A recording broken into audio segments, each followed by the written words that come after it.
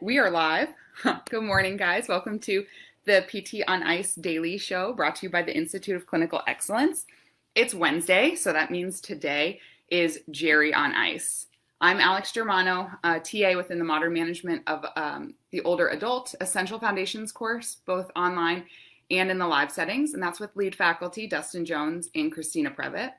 We do have a new online cohort of Essential Foundations starting July 8th. So if you're interested in becoming, certified in the modern management of older adults, or you need to have participated in both the live, the online versions of Essential Foundations, and the Advanced Concepts online. So just remember, we do have that CERT MMOA out there for you to start to get after.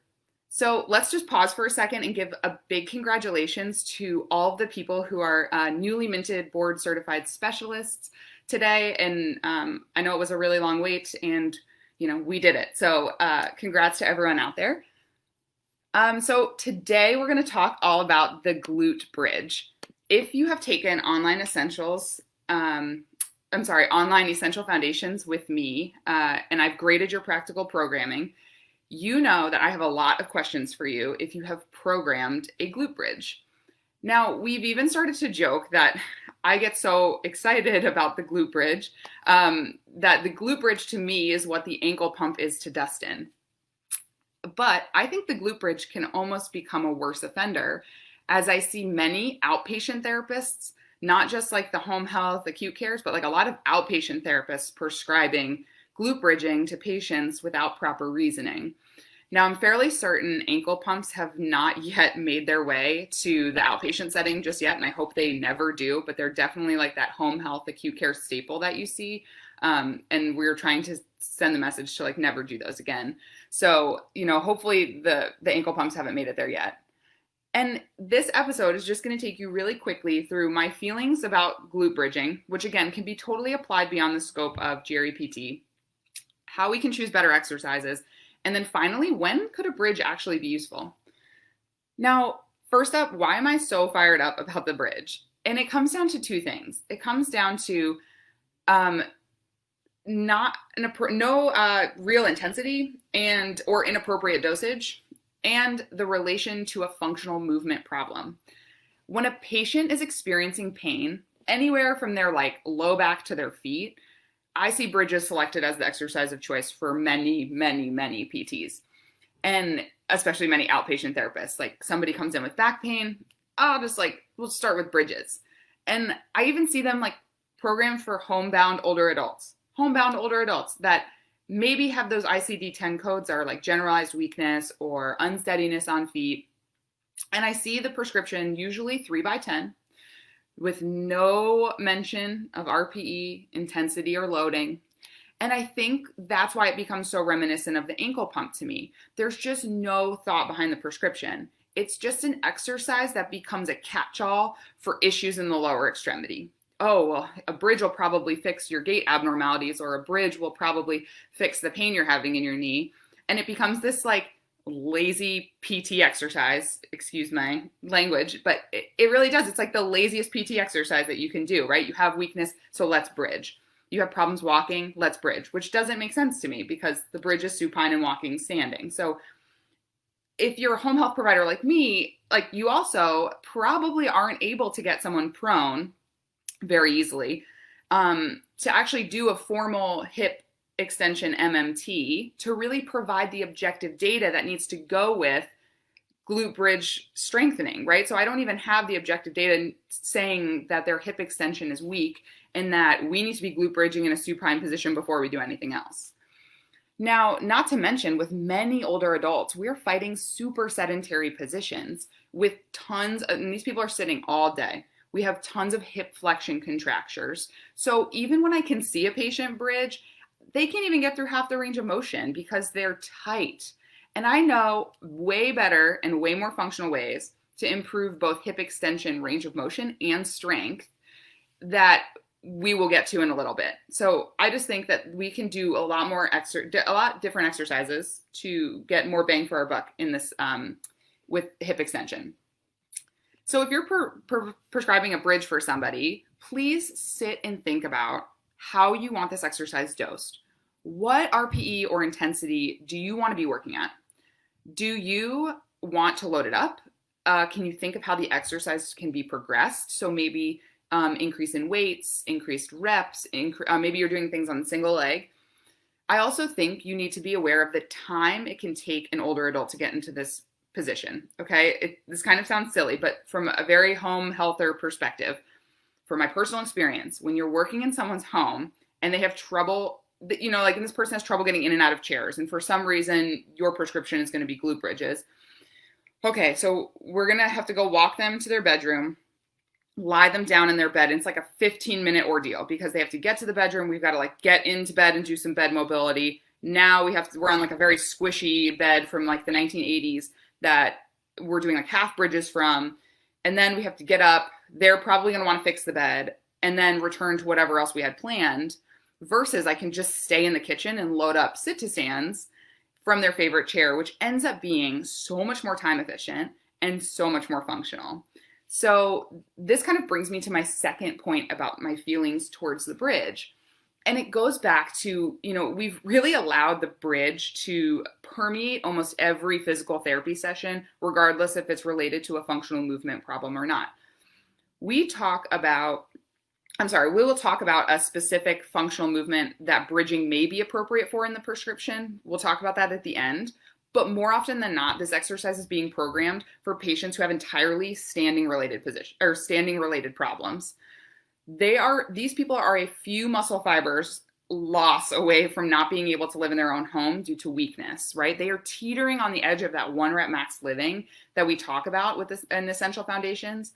And if you as a provider think that bridges is the exercise of the century to fix the problem and to keep them safe in their home, then we are wasting valuable time.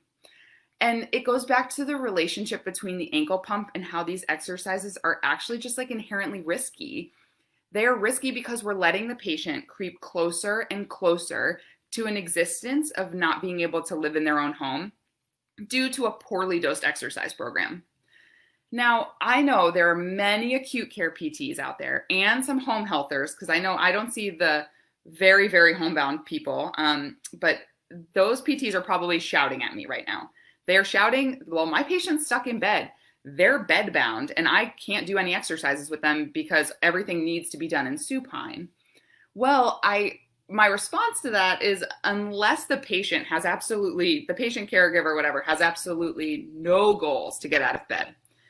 If they don't have any goals to get out of bed, they probably aren't appropriate for therapy anyway. But if they have, unless that's the case, then realistically, a bridge may, like if they only want to stay in bed, then bridging may in fact be your best choice. However, if you keep them supine because getting out of bed is really difficult, and like you as a provider are just like, I can't deal with this today, it's so much work to get them in and out of bed, then realistically, you should be doing bed mobility because that is the most related to their functional movement problems. And you would be dosing them to a really high intensity because getting in and out of bed for them may be really difficult. And so rolling, performing supine to sitting, maybe some tricep strengthening or lat strengthening to get up and out of bed may actually be more appropriate for them. So we have to find out what our patient's problems are and fix those problems. And most of the time, a glute bridge isn't related to those problems. Now, let's talk about exercise that may be more appropriate to addressing the issues of hip extension and strength and range of motion, and for pain too, right? So for starters, let's just get people deadlifting and squatting more, right? Like we can even add lunging to this mix. These are amazing hip extension developers. So they're also highly functional positions, right? We're all in standing. And we can be working on like a variety of different things here. We're getting a lot of strength. We're getting balance. We're getting flexibility, all in these very simple exercises. We can also load these exercises up a lot easier to stimulate even more challenge. And I believe that these exercises are going to provide way more bang for your buck than attempting to figure out how to cue an 88-year-old to do a full bridge appropriately with like appropriate, glute activation, etc. And, I also find it quite difficult to get my patients to understand the nuance of the bridge, right? And then when they report to me that they really just want to get back to hauling groceries in their house without pain, I know that their understanding of like what it feels like to squeeze your glutes really isn't going to make that person progress towards their goals. Like we're not going to, that's not going to make them feel like we're getting anywhere with their pain, right? So for example, I have a low back pain patient that really struggles to find a full range of motion bridge, but can be seen deadlifting a 35-pound kettlebell for like 8 to 10 reps over multiple sets. And with her back pain being mostly triggered when she's bending over her sink to wash her face or clean her dentures, I find that the deadlift and other accessory exercises, such as like a hinged bent over row, becomes way more functional and applicable for her. So she sees the benefit a lot more when we do exercise like a hinged bent over row versus if we were to do glute bridge. So I get a lot of buy-in from her that way.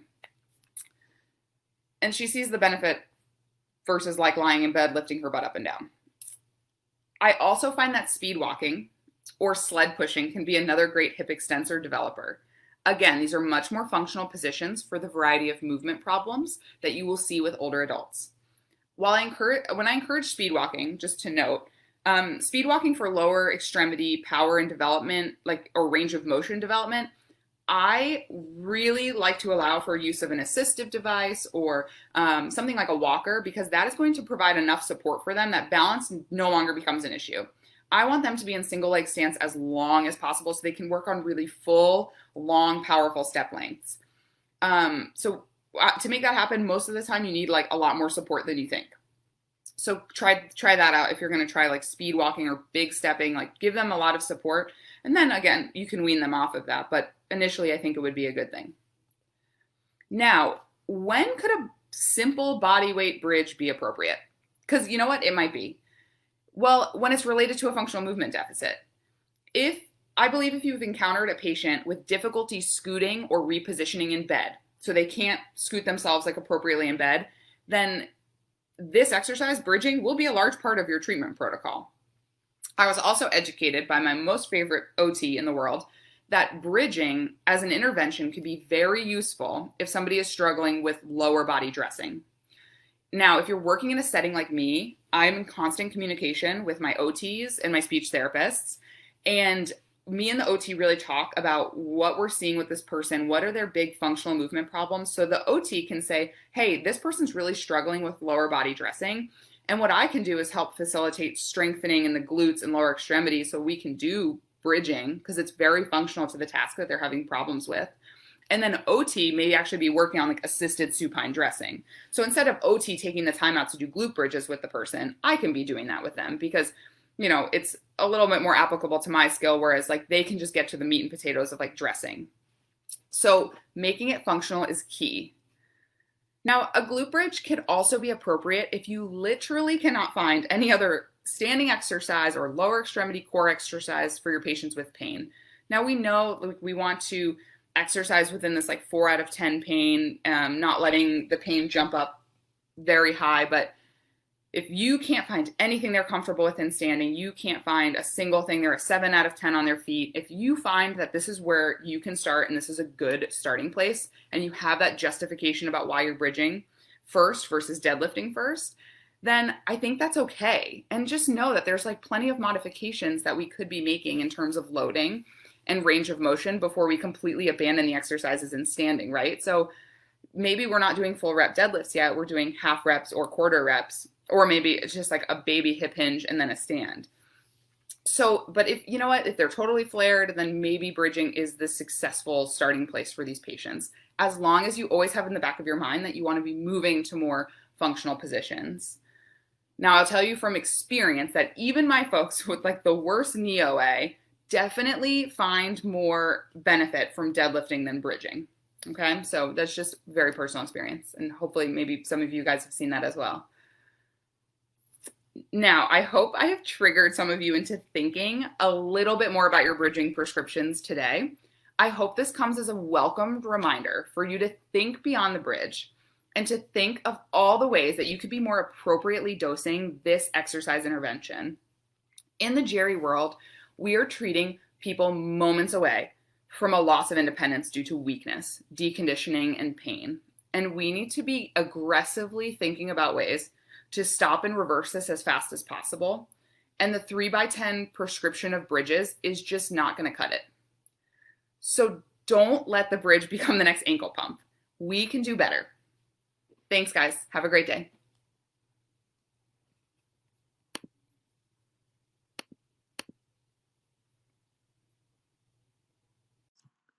Hey, thanks for tuning in to the PT on Ice Daily Show. If you enjoyed this content, head on over to iTunes and leave us a review. And be sure to check us out on Facebook and Instagram at the Institute of Clinical Excellence. If you're interested in getting plugged into more ICE content on a weekly basis while earning CEUs from home, check out our virtual ICE online mentorship program at ptonice.com.